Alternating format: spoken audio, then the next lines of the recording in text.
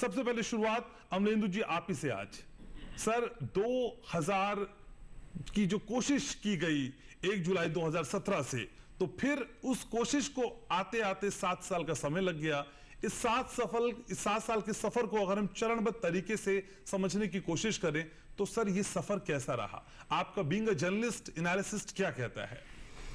देखिए, जब कोई भी नई व्यवस्था लागू होती है तो जाहिर सी बात है कि उसकी कुछ अच्छाइयाँ भी होती हैं, कुछ बुराइयाँ भी होती हैं, कुछ बहुत सी चीज़ें समय के साथ साथ इसको समझा जाता है, उसमें कुछ सुधार किए जाते हैं कि क्या हमसे इसके क्रियान्वयन में कोई कमी रह गई है तो उसको किस तरह से ठीक किया जाए। कुल मिला के ये सही है कि जीएसटी के लागू होने के बाद बहुत सी जो कर संबंधी दिक्कतें थीं वो सॉल्व हुई, इसमें कोई दो राय नहीं है। लेकिन कुछ विसंगतियां भी बनी, तो दोनों चीज़ें, तो अगर हम उसकी समीक्षा करेंगे तो दोनों पहलू से करेंगे कि क्या अच्छा हुआ और क्या उसमें ज्यादा क्या रहा सर, ज्यादा क्या रहा, अच्छा या बुरा? नहीं, आपकी दोनों चीजें हो सकती हैं, अच्छी भी मैटर करता है ना सर, परसेंटेज मैटर करता है। देखिए, अगर आप आंक रहे हैं, मैंने आपको एनालिसिस पूछा है तो आप मुझे बताइए सर, क्या आपको ज्यादा पढ़ने में क्या चीज दिखाई देती है? देखिए, अगर आप केंद्र के हिसाब से सोचें, राजस्व की प्राप्ति के हिसाब से सोचें तो जीएसटी अच्छा रहा। केंद्र को राजस्व की ज्यादा प्राप्ति हुई। किन मायनों में अच्छा रहा सर? इसलिए कि भाई आपने ऑनलाइन कर दिया, ज्यादा आपका रेवेन्यू कलेक्शन होने लगा, केंद्र सरकार के आय के स्रोत बढ़े, इस हिसाब से आप इसको अच्छा कह सकते हैं। लेकिन अगर आप इसका दूसरा पक्ष देखें तो राज्यों के साथ नाइंसाफी हुई।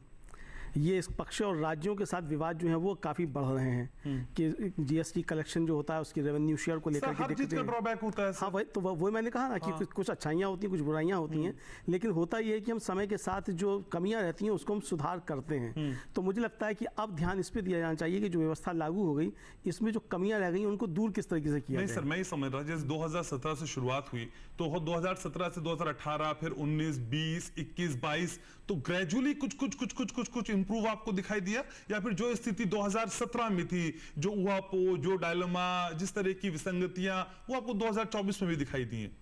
क्या इंप्रूवमेंट हुआ है इस बीच? तो ये इंप्रूवमेंट कई मायने में हुआ है, लेकिन जो लक्ष्य था वो मुझे लगता है वो प्राप्त नहीं हुआ है। चूंकि जैसा कहा गया था कि एक राष्ट्र एक कर, तो एक राष्ट्र एक कर की अवधारणा पूरी नहीं हो रही है, चूंकि आपने उसमें स्लैब दिए हुए हैं कर के मामले में। तो एक राष्ट्र में एक कर तो नहीं है, वो अलग अलग है।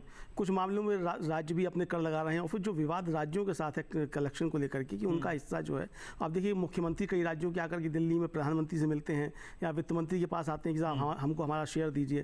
पहला सत्र होता है संसद का, उसी में मांग उठने लगती है। ये जंग तो अनादिकाल से चली आ रही है सर, वो चलती भी रहेगी, अनंत है सर ये तो इसके लिए जीएसटी को खराब बता देना थोड़ा सा नहीं, मैं खराब नहीं बता रहा, मैं खराब बता भी नहीं रहा हूँ। मैं कह रहा हूँ कि जो गलतियां हैं या जो विवाद के विषय उनको हल करने की तरफ बढ़ाया जाना चाहिए।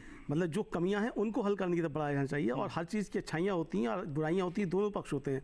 आप किसी भी उसकी करेंगे तो अच्छाइयां बुराइयां दोनों होंगी। अच्छाइयां ये है कि लोगों को सुविधा हो गई कि आप ऑनलाइन कर सकते हैं, आसानी से कर सकते हैं। बुराइयां जो है वो केंद्र और राज्य के संबंधों को लेकर के वो ज्यादा हैं। चलिए।